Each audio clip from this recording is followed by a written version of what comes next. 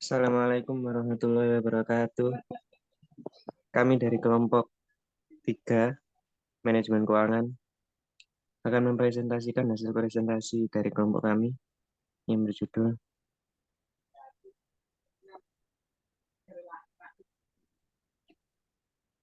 Manajemen Piutang.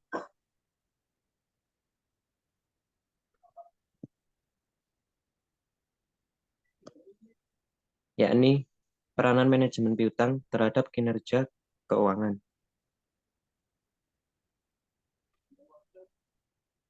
Anggota kelompok 3 yakni saya sendiri, Sofyan Nur Aziz, Julius Saputra Dabuja, Nur Rasuna Intan, Dean Apriliano, dan Andi Madi.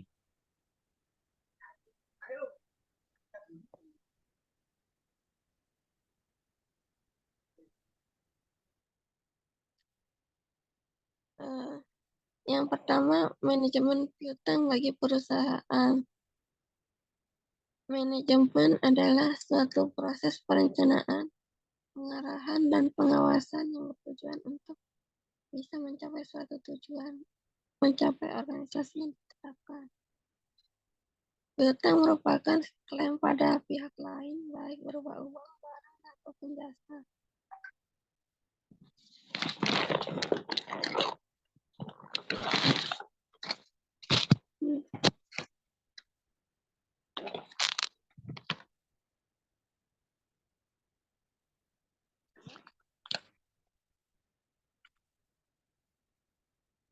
Manajemen piutang adalah suatu proses perencanaan dan pengawasan dalam bentuk klaim berupa badan usaha maupun pihak tertagih dalam setiap aktivitas atau klien perusahaan yang timbul dari pelaksanaan transaksi penjualan kredit. Next. Kredit dan piutang. Pengertiannya, pengelolaan piutang biasa berisi perhitungan dan analisis penjualan kredit. Dalam suatu perusahaan, penjualan kredit tersebut diharapkan dengan tujuan untuk meningkatkan laba perusahaan yang kemudian diatur dan dianalisis melalui proses piutang. Macam-macamnya kegiatan kebijakan manajemen piutang, investasi dalam piutang, jenis piutang. Next.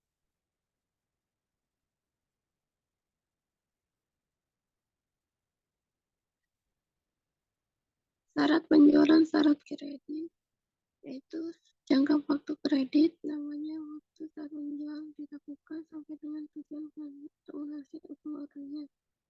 Potongan tunai dimaksudkan untuk mendorong pelanggan membayar kredit lebih cepat dari jangka waktu kredit. Jenis kredit, bukti formal kredit adalah berupa invoice yang dikirim bersama dengan pengiriman barang dan ditandai pembeli sebagai bukti barang yang telah ditetapkan. Sudah. Next.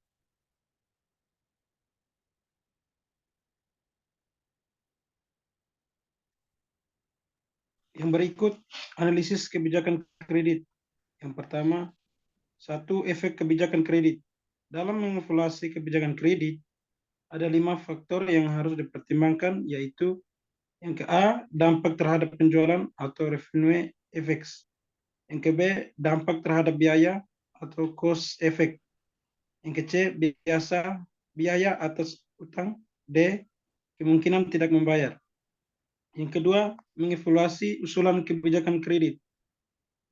Untuk menganalisis perlu dijelaskan notasi yang digunakan sebagai berikut. P, harga per unit. P, biaya variabel per unit. Q, jumlah unit produk yang dijual per bulan sekarang. Yang berikutnya Q, jumlah unit produk yang dijual pada kebijakan baru. R, tingkatnya keuntungan yang disyaratkan per bulan. Rumus arus kas dari kebijakan lama. P dikurang V Q.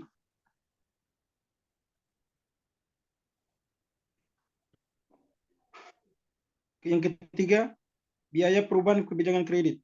Ada 2 komponen yang harus dipertimbangkan dalam menghitung biaya dari perubahan kebijakan kredit. Pertama, karena penjualan meningkat dari Q menjadi Q, perusahaan harus memproduksi lebih banyak. Yang keempat, informasi kredit. Jika perusahaan membutuhkan informasi kredit atas pelanggan, ada sejumlah informasi yang dapat dimanfaatkan perusahaan.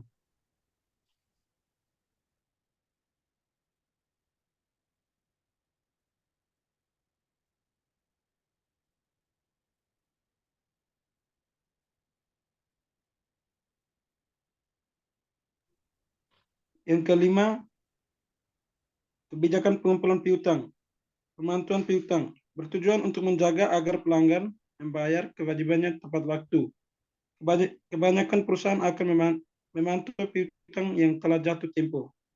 Yang kedua, upaya pengumpulan piutang. Yang pertama, mengirim surat pemberitahuan kepada pelanggan tentang jatuh tempo piutang.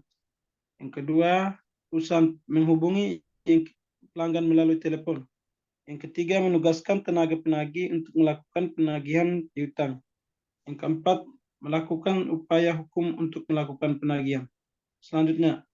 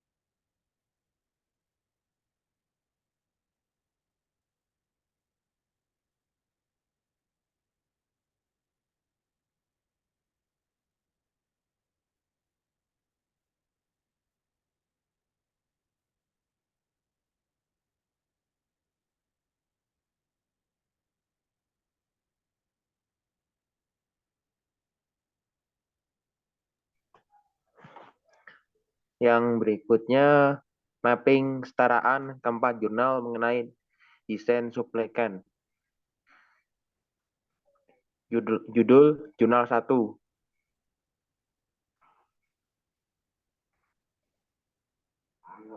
Teori tema kesetaraan dari jurnal 1 dan 2 memiliki kesetaraan. Karena kedua jurnal tersebut membahas tentang hubungan praktek manajemen piutang dan pertumbuhan UKM tingginya. Yang jurnal ketiga membahas tentang komponen kunci antara piutang dan hutang dagang dengan memperkirakan hubungan kausal antara kredit perdagangan yang ditawarkan dan tersedia di perusahaan manufaktur kapitalisasi kecil BSC India. Next. Kesimpulannya, dalam mengelola piutang perusahaan diperlukan manajemen piutang yang handal, merupakan suatu proses perencanaan, pengorganisasian, pengarahan, dan pengawasan dalam bentuk klaim kepada debitur yang melaksanakan kredit tersebut. Utang dan piutang harus dicatat jelas dalam laporan keuangan agar bisnis dapat terus berjalan lancar dan kondisi keuangan sehat. Supplier Anda perlu dilunasi tepat waktu demi menjaga relasi yang baik dengan perusahaan. Sementara customer terkadang lupa membayar utang apabila telat ditagih.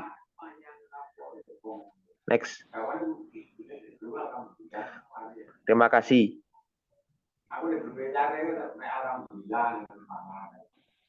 Baik, sekian dari presentasi kelompok kami. Bila ada salah, mohon dimaafkan. Saya akhiri. Wassalamualaikum warahmatullahi wabarakatuh.